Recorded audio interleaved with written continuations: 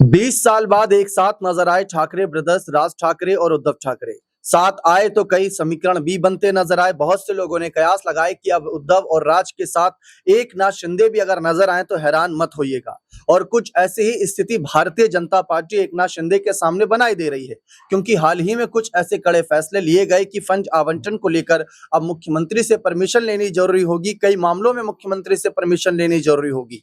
जो अब तक अपने फैसले चलाते थे, अपने अधिकारियों के जरिए कहीं ना कहीं एकनाथ शिंदे अपने करीबी विधायकों को फायदा पहुंचाते थे, नगर निकाय नगर विकास के लिए कार्य करते थे, या फायदा यूं कह ले कि अपने क्षेत्र की जनता के लिए ज्यादा फायदा सोचते थे। तो ऐसी स्थिति में अब वहां मुख्यमंत्री देवेंद्र फडणवीस की भूमिका काफी अहम होगी। इससे पहले एकनाथ शिंदे अपने विधायकों को पहले ही फटकार लगा चुके हैं, क्योंकि बीजेपी के नेताओं ने उनके खिलाफ कार्यवाही की बात रखी थी कि इनके विधायक ज्यादा ही उत्पात मचा रहे हैं। और 2-3 नाम सामने आए थे इस फहरिस्त में, लेकिन इस बीच सवाल उठ रहे हैं कि जैसे उद्धव और राज एक साथ आए, क्योंकि बाला साहब ठाकरे भी इनको साथ नहीं ला पाए थे। ये बात खुद राज ठाकरे ने कही थी। बीजेपी की वजह से, यानी देवेंद्र फडणवीस की वजह से ये पॉसिबल हुआ, ये बात उद्धव और राज ठाकरे मानते हैं। अब वही देवेंद्र फडणवीस जो एकनाथ शिंदे के भी हाथ बांधे दे रहे हैं, उनके विधायकों को कहीं ना कहीं बेबस कर रहे हैं कि या तो साथ छोड़ दो या तो बीजेपी में आ जाओ, तभी आपको फायदा पहुंचेगा। ऐसी स्थिति में एकनाथ शिंदे का अगला कदम क्या होगा, क्योंकि सीएम से डेप्यूटी सीएम बन चुके हैं। पहले ही इनका कहीं ना कहीं फजीयत हो चुका है जब इन्होंने मुख्यमंत्री पद से इन्हें हटाया गया। अब दूसरी तरफ ये परमिशन लेने वाला सवाल जब आता है तो इस पर चर्चा कई बनती है। हमारे साथ हमारे वरिष्ठ सहयोगी अमन सर मौजूद हैं। सर, ऐसी स्थिति में क्या हम शिंदे की वापसी भी मातोश्री में देखते हैं? देखिए, जाहिर बात है शिंदे को लेकर जिस तरह की राजनीति महाराष्ट्र में इस समय देखने को मिल रही है, खासकर बीजेपी के लिहाज से ये बहुत ज्यादा शॉकिंग भी है कि जिनके सहारे आपने सरकार बनाई थी, और कह सकते हैं महाराष्ट्र में जब आप कहीं भी सत्ता से कह सकते हैं दूर दूर नजर नहीं आते थे, लेकिन यही शिंदे थे जिन्होंने बगावत करके एक अलग गुट बनाया और बीजेपी के साथ हाथ मिलाकर सरकार बनाई। लेकिन देखिए, वक्त का चक्र यही होता है कि जब तक आप ताकतवर हैं आपको हर कोई पूछता हुआ नजर आता है, लेकिन जैसे ही आप कमजोर हो जाते हैं या आपकी ताकत कम होना शुरू हो जाती है तो लोग आपको दरकिनार करना शुरू कर देते हैं। आप देखिए, जैसे ही महाराष्ट्र में बीजेपी के हाथ में 130-32 विधायक आए, या कह सकते हैं कि सत्ता के लगभग वो करीब पहुंचे, उन्होंने तुरंत ये कहा कि भाई हमारी पार्टी का मुख्यमंत्री होगा, शिंदे चाहे साथ रहें या ना रहें ये उनकी मर्जी है, लेकिन मुख्यमंत्री तो हमारा ही होगा। आखिर अनबन भी हुई, तमाम चीजें भी हुई, लेकिन उसके बावजूद आप देखिए शिंदे को झुकना ही पड़ा, सरकार में रहना ही पड़ा। लेकिन अब जिस तरह से लगातार ये खबरें आ रही हैं कि भाई शिंदे को जो फडणवीस सरकार है वो दबाने का या उनको कमजोर करने का प्रयास करे, आप देखिए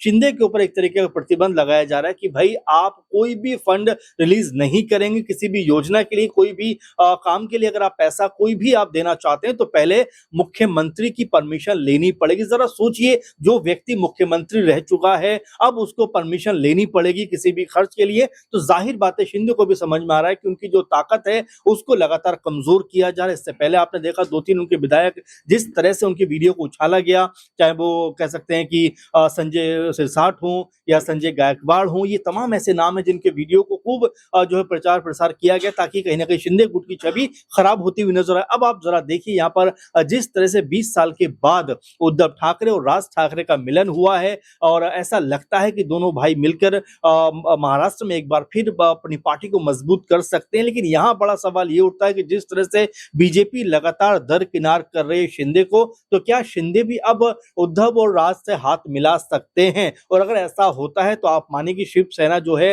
वो एक बार फिर अगर एकजुट हो जाती है, मजबूत हो जाती है, तो ये बीजेपी के लिए सबसे बड़ा कंपटीशन देने वाली पार्टी बन सकती है। लेकिन देखना ये होगा कि क्या ये तीनों एक साथ आ पाएंगे, क्योंकि यहाँ शिंदे भी कहीं ना कहीं खुद को बड़ा मजबूर और बेबस पा रहे हैं। हो सकता है इस बेबसी से निकलने के लिए वो उद्धव और राज से हाथ मिलाएं, क्योंकि ये इनके पुराने साथी रहे हैं, एक साथ राजनीति में ये लोग आगे बढ़े हैं, मजबूत हुए हैं, हर चीज को वाबस्ता है एक दूसरे से, हर चीज को बेहतर जानते हैं। तो ये हो सकता है कारण कि अब यहाँ पर जो है आपसी जो दुश्मनी अब तक रही पॉलिटिकल लिहाज से, हो सकता है कि वो खत्म होती हुई दिखाई पड़े।